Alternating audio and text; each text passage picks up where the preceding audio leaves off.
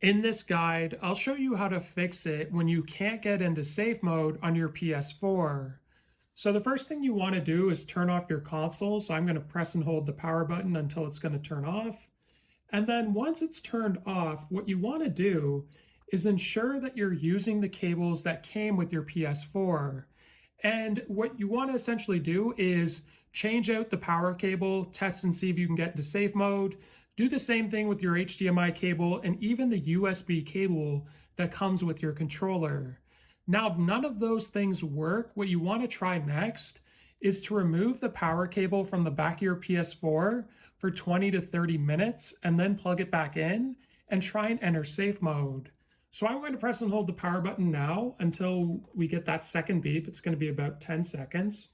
So waiting for this second beep, and we just got it. So now I'm going to wait. And this should bring us into safe mode. And in the meantime, grab your controller or your PS4 controller or third-party controller, and then grab the USB cable, plug it into your PS4 and into the controller, and you want to press the PlayStation button, and that should get you into safe mode.